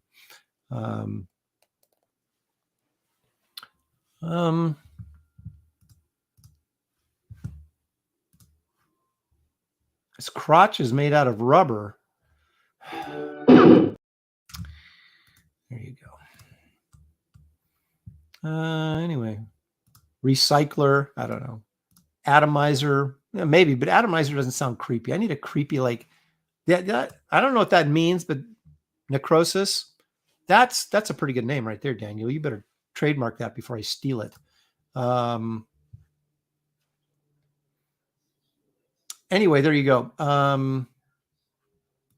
Yeah, Paul Taylor says Aaron forgave Finch because he knew who Aaron was. That's right. He did know who I was. When I went up and talked to him the first time, I was shocked, but he did. And he gave me a oil painting, or not an oil painting, acrylic painting of Clayface too. I'll never forget that. So Rotmonger, maybe just rot. That's not bad either. Just rot. We're using up all these good names, man. People are going to watch this stream and steal all of our good ideas. So anyway, those are my top 5 modern comic artists, my top 5 favorite. I shouldn't say they're the top 5. They're my favorite. And there's a lot of guys like Panosian's doing some really good work right now, and I really like his stuff. There's a variety of guys that are doing good work that I like. So, but I had to, for the purpose of the show, I had to, pick 5 guys. That's what I did. Now let's take a quick moment here for a little, not a public service announcement, but a little bit of advertising, if I may. I have a graphic novel called Kit Carter Planet Doom. By the way, I'm number 6 on that list of top 5. This is a 64-page graphic novel. It's 8.5 by 11. So it's larger format. That was mainly done to kind of call back to the 80s where Marvel was doing their graphic novel series. They did them that size. And also because I wanted to present the art in a little better format, a little bigger format. So that's kind of fun. And the thing that isn't fun about it is I've had to blue line my own pages, getting blank paper and put the blue lines in because they don't make paper for graphic novels. They make them all comic book ruled size. So that's been kind of a pain in the butt. But Matt Ryan's inking, Kelsey Shannon's coloring. Stuff looks really, really great. I'm just really pleased with how the book is coming out. It's part adventure, part humor, parts, well, all sci-fi, but sort of old-fashioned sci-fi, retro sci-fi, if you will. There's nothing, cutting edge in terms of the designs or, the situations in this. It's very retro, meant to be that way, to kind of harken back to the good old days. And anyway, Kit fights Lord Menace, who's in charge of this ruler over this dying planet. He steals the Eye of Omnium, which is one of the great power sources in the universe, to recharge his planet, but then also to use its power to wreak havoc and revenge against the neighboring planets. And Kit's sent to Planet Doom, that's the code name for his planet, to stop him. Can she do it? Is this more than a typical space ranger would be able to handle? Well, you're going to have to read the book to find out. But there's lots of big monsters in it, lots of action, lots of guffaws, and some really fun artwork in there too, and a fun story. There's the this is the hardcover. So there's a hardcover edition, comes signed and numbered, limited. So whatever the orders are for it, I'll print a little bit over just to be safe, because you never know about damaged books and things like that. But there won't be a lot of extras. And there's also a 10-page art gallery in the back of this that will be a bonus to those of you who get the signed and numbered limited edition hardcover. If you don't want to spend the money, you just want the soft cover, here it is. Painted cover by the great Chris Stevens. Very pulpy feeling. I love the colors. It's really a wonderful, fun cover. So you can get that in the soft cover. Here's some of the interior stuff. Penciled again by me, inked by Matt Ryan, colored by Kelsey Shannon. This is Schmagma, the Lava Man. Ties into the backup Kit Carter story that you'll find in Wraith of God 2, Blood Hunters. It's a backup story in there, and it's sort of, you get a little bit of introduction to this character, and we sort of pay it off at the opening of the graphic novel, and then it spins off into the larger tale of Lord Menace. But this is page 1. There's page 2 and 3. There's Kit and the lava monster. And then, of course, here's a page, I believe page 10 from the story, where we first meet Lord Menace in his throne room on Planet Doom, with his minions there as he holds court. So really good stuff, fun stuff. This is the back cover by Dan Lawless. This will also be included in the gallery section in the hardcover, but it'll be on the back cover of all the books. So you'll get it either way. This will be in the gallery only in the hardcover. This is Gary Martin's tribute to Frank Frazetta and his Buck Roger covers from the 1950s, colored by Kelsey as well. This was my original cover to the book, and I changed my mind. So this is now in the gallery section of the hardcover as well. You can get t-shirts, black and teal, of Kit and Merv the Astro Chimp. There's a sketchbook, Kit Carter sketchbook, tons of stuff from over the past 12 years since I created her back in 2000, I think. Okay, that'd be 22 years, Aaron. When did I create her? 2012, 2011? 2011, I think. So I guess it is like 12, 13 years. The movie poster. This is 14 by 36 insert movie poster size. It comes rolled, not folded, for the Kit Carter Planet Doom movie. Of course, it's rated PG, so you can bring the whole family.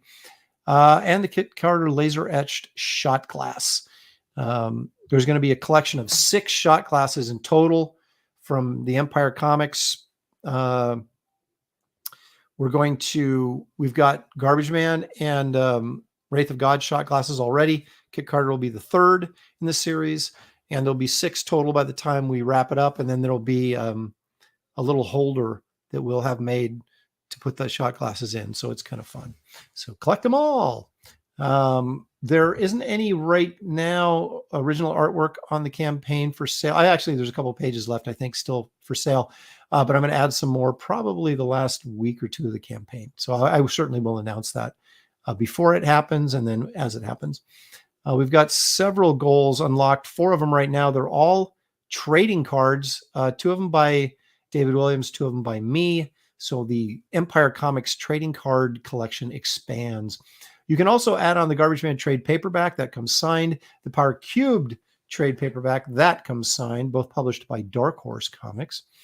You can get Wraith of God #1, the second printing with the new cover. You have two options there, the color one or the black and white. So we did a second printing of the book, but we wanted to make sure there was a new cover on there.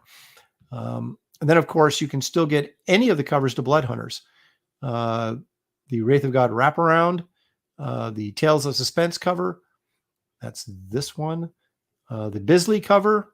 And then, of course, the Tomb of Dracula #1 tribute cover. So all those are still available for order. If you didn't get in on Wraith of God at the beginning, you can still get those books. And then we have original art, as I said. So anyway, there you go.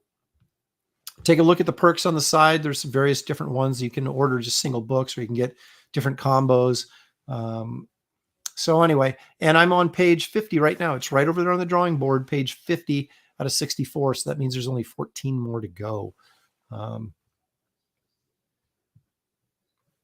So there we go, folks. Anyway, the link's in the description of this video, so please take a look. And if you have not backed already, those of you who have, I appreciate your patronage and your support. And if you haven't backed, go take a look at it. See what you think. It might be something that would interest you. Okay, where are we at? Oh, you know what? You know what? We're almost at 6, so I think it's time. It's time for the thing that you guys always come for, and you stay and wait. It's like sports on the news broadcast. They always show it last because they know that's what the majority of the people want to hear. They don't care about the other stuff. But I know you care about this, and here we go.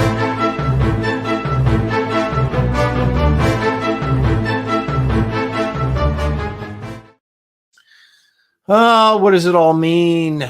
Well, the journey, the fight, the quest to find Bigfoot continues, and it continues right here. And I don't know that we're going to have really sort of compelling results, but let's see what we got here. This is a photo allegedly taken. Now, if you look way back here, you'll see a little person watching this deer, or a big person just far away. Tell me what you think. Is it legit, or is it just crap?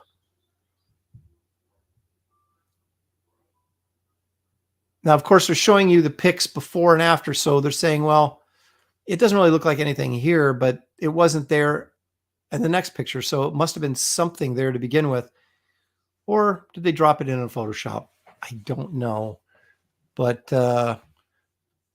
this was on Finding Bigfoot. And I find it ironic that I'm now using it on Not Finding Bigfoot.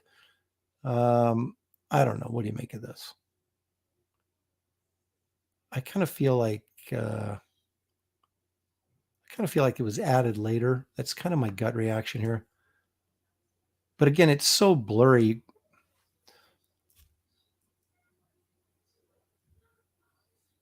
Is that a leg? Come back here. Stop it. Is that a leg right?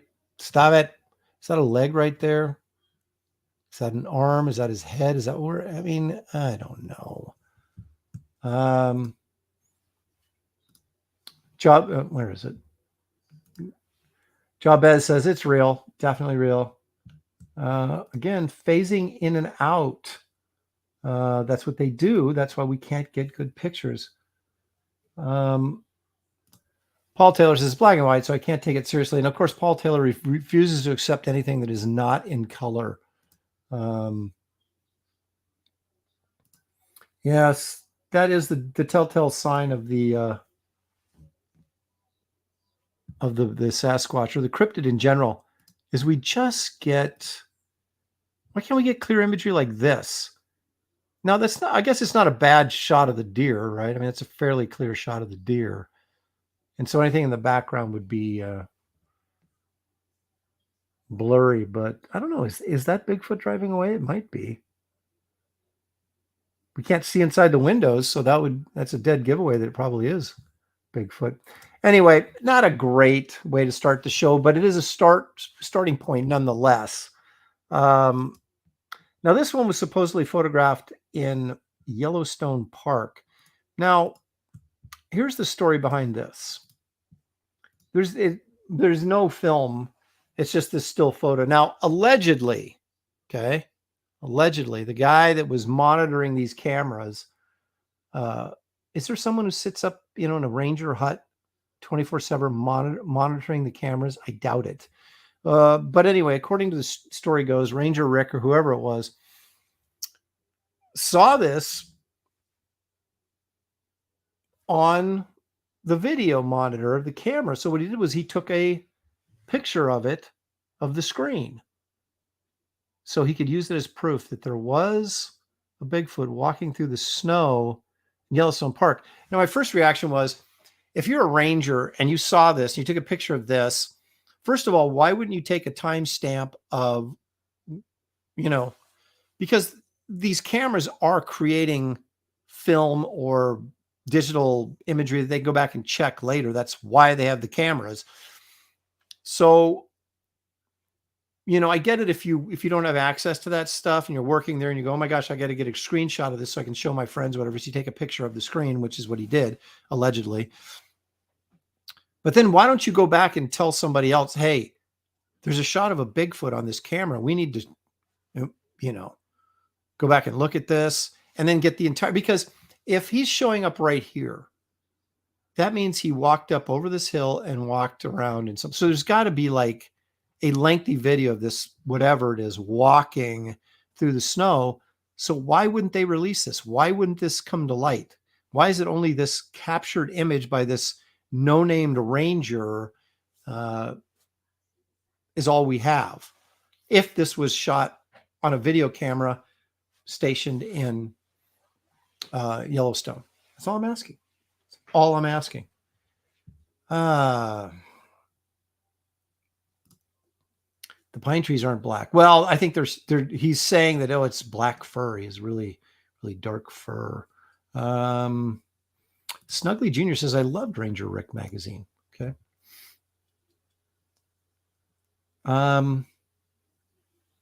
Bigfoot's the world's greatest belly whoppers. Yeah, I don't know. Men in Black scrubbed the video. That could have happened. That's true. Danger Vanessa was a park ranger. Maybe she can explain this.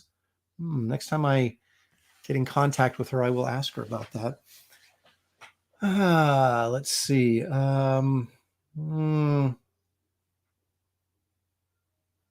Henry Jeremick saying the figure is too dark. Yeah, I would say it feels artificial. Art Roy saying, I think I saw a vid of this. Well, where? I'd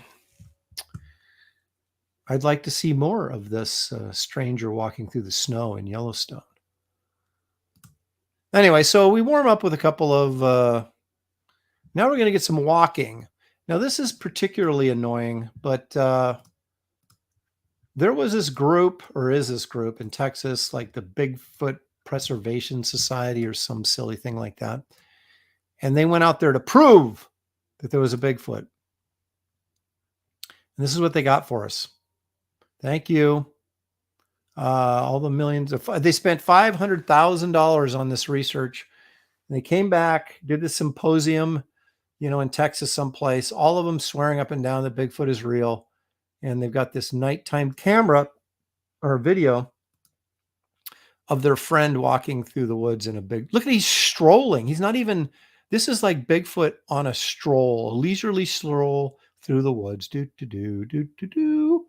we got a Bigfoot footprint or whatever that's supposed to be. And this is the evidence they got for us. I mean, come on. Oh, here it is in like infrared slow-mo. Like that helps. Look at that image right there. Like we're supposed to gather something from that. I mean, this is okay, except that the guy walking is just, once again, where is the performance? Just walking along here. Oh, it's a nice night out. I mean, come on. Jerry Roscoe says that is just one of the homeless people in Austin going to take a leak at night. Only people who are not trying to see Bigfoot see Bigfoot. What? Angela Curry, what are you talking about? She says, Danger Vanessa helped manage the pigs when I flew the choppers. I don't even know if I want to know more of that.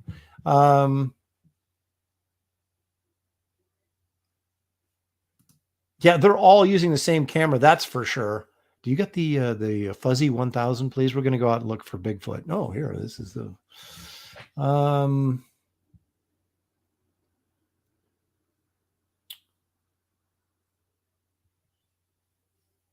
yeah, if there was a group of guys, why didn't they go after him and tackle him and wrestle him to the ground? That's what I would have done.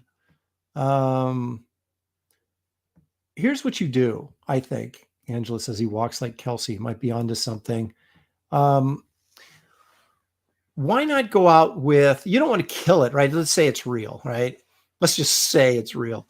You go out there with a tranquilizer gun or something, right? That you would use on a large animal. And you're equipped and you're ready to rock and roll. And you see this thing, chase it down and put a couple of darts in it and, get some photos, some real photos. I mean, I just don't, bears are way more. I mean, we don't know of any deaths caused by Bigfoot. So bears are way more dangerous. We have guys like sneaking up within 5 feet of bears and getting photographs. We have guys swimming with grizzlies. Of course, that guy got eaten, but they still did it. How come Bigfoot guys never go after and try to get close-ups? I don't know. Okay, that's why you have the tranquilizer gun. Look at, if you're out there hunting Bigfoot, no fear, or you shouldn't be out there. Okay, that's all I'm saying. All right, what else we got here? Oh, this one I've entitled Blurry Bigfoot. I wonder what this could be. Here we go. That's pretty blurry. All right, here it is. I think that's him right there. Yeah, there he is. There he is. See? Yeah. That could be, I mean, and once again, why do they always do this? Why is it only like 2 or 3 seconds? If you watch this now, he comes walking up the slope, right? Oh, let's go back to the beginning. He comes walking up the slope right here. Now he's swinging around. He looks like maybe he could be a big, bulky kind of creature. So the performance is a little better here than we're used to. Now he's walking. Why does the camera end there? Why doesn't it keep following him? Why do we only get 2 to 3 seconds of this? You know why?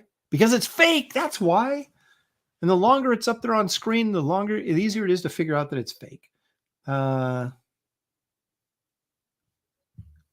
Excellent point. The only people that check their footing when they're walking are humans, and humans in costumes especially. Imagine my surprise, another blurry Bigfoot. Dale A says that's his Uncle Larry.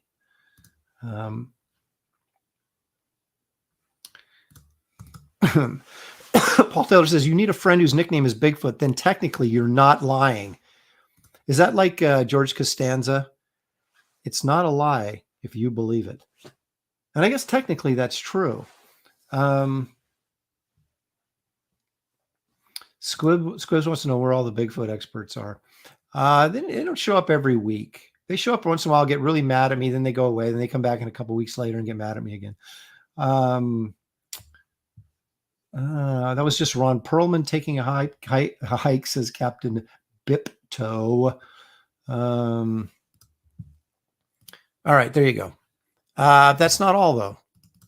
Now, this one I like to call Bigfoot in Grass. So it's kind of more romantic.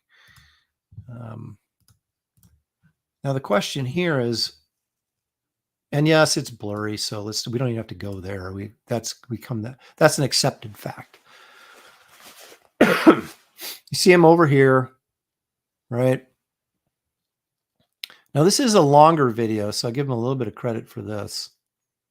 But what cracks me up is I take these videos off other sites, and the commentator is always saying, well, you can clearly see the fur, and you can and like, you can't clearly see anything. So it's almost like gaslighting, right? They're telling you what they want you to see, even though you cannot see it. You see all that fur, and you're like, no, I don't see any fur. This could be a guy in a coat with his hood on.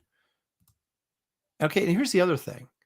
We're out in this grassy field, right? The woods are back here. What the heck is Bigfoot doing all the way out here in the middle of the grassy field? What is he up to? Why? Is he just like, there's just nothing going on in the woods right now? I'm going to go into the grass, see what's up. You know, I mean, he's Bigfoot. He can walk wherever he wants to, right? But, and then he goes back into the grass. So this is one of those things where I kind of feel like this is not like an added video image they did like in Photoshop, or, you know, some, not Photoshop, but some, you know, animation program. But it to me, it's a guy with a coat on walking through the grass. And I mean, they're like, look, he's got a pointed head like an ape. Go, that's the tip of the hood. I don't know. You know, maybe I'm just too cynical for my own good, but there you go. John Smith says look, he's looking for the grassy knoll. So now he's involved in the conspiracy to kill Kennedy. Sheeple Hunter says that's how Amish farmers dress. Daniel Russell, crapping in tall cotton. Maybe. He's like, I live in the woods. I'm not going to go there. I'm going to go in the grass, and then I'm going to go back to the woods. But this is a long journey out of the woods to take a dump in the grass. So I don't know. Looks like there might be a Walmart back behind him. No, sorry about that dry cough today. I've got. I don't know. There's a lot of Bigfoot loses a contact. A lot of interesting ideas there. But I think before we leave today, we need to take a look once again at something big and scary and real, just to kind of, you know, restore our faith in the animal kingdom. So here's my favorite alligator shot of all time. Oh boy, look at that thing. This is every time I see this video, it horrifies me. I've seen gators submerged in water before, but none of them this size, just tiny little things. But this guy means business, and I am not walking on this sewer pipe or whatever it is and slipping accidentally and falling into the drink so this thing can eat me. Look at that. Oh my gosh. It's just creepy for sure. Anyway, that's real, folks. That's what real monsters look like. Anyway, hey, that's all I got for you today. We had a strong showing today. Almost 500 people watching most of the time. Thank you guys very much. I really appreciate it. Again, please hit the like and subscribe if you haven't done that. If you haven't checked out Kit Carter, Planet Doom, the graphic novel, I am on page 50 right now. It's 64 pages, so almost done. Appreciate you checking out the link in the description of this video. It'll take you right there if you want to check it out. I appreciate it very much. Thank you for the super chats. Thank you for the comments in the chat. Couldn't do the show without you guys. Appreciate it very much. Enjoy the rest of your weekend, and we'll see you right here next week on Air and Live. Good night, everybody. Peace out.